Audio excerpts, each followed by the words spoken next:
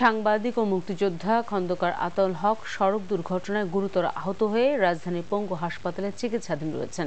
গত ২৭ এপ্রিল কেরানীগঞ্জ থেকে ঢাকা আসার পথে তাকে বহনকারী অটোরিকশাকে দ্রুতগামী ট্রাক ধাক্কা দিলে মারাত্মক জখম হন তিনি। সাংবাদিক ও মুক্তিযোদ্ধা আতাউল হক তাঁর উন্নত চিকিৎসা সহায়তার জন্য সমাজের হৃদয়বান ও প্রধানমন্ত্রীর সহযোগিতা চেয়েছেন। প্রবীণ সাংবাদিক খন্দকার আতাউল হক সড়ক দুর্ঘটনায় গুরুতর আহত হয়ে রাজধানীর পঙ্গু হাসপাতালে অসহ্য যন্ত্রণায় ছটফট করছেন। দুর্ঘটনায় তার দুটি পা গুঁড়িয়ে গেছে, সাথে বুকের পাঁজরের হাড়ও। একেবারে মুখোমুখি সংঘর্ষ হলো।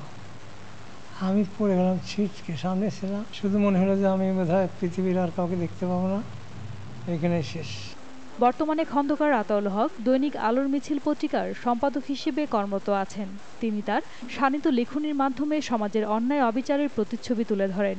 পাশাপাশি বীর এই মুক্তিযোদ্ধার স্বাধীনতার রণাঙ্গনে জীবন বাজি রেখে ছিনিয়ে এনেছিলেন বিজয়ের সূর্য।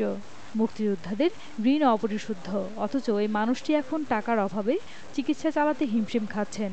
উন্নত চিকিৎসার জন্য তিনি সমাজের হৃদয়বান ও প্রধানমন্ত্রীর সহযোগিতা চেয়েছেন। প্রধানমন্ত্রীর কাছে একজন মুক্তিযোদ্ধা হিসেবে আমার দাবি, একজন নিরপেক্ষ এবং বলতে পারে নিষ্কণ্টক সাংবাদিক, উনি আমার বেটার ট্রিটমেন্টের জন্য বিদেশে পাঠান, আমি তার কাছে খুব কৃতজ্ঞ থাকবো। এটাই তার কাছে আমার আবেদন।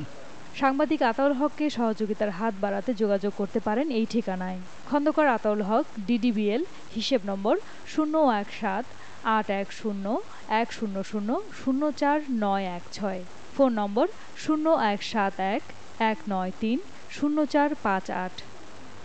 জ্যোতিকা ঘোষ, বাংলা ভিশন, ঢাকা।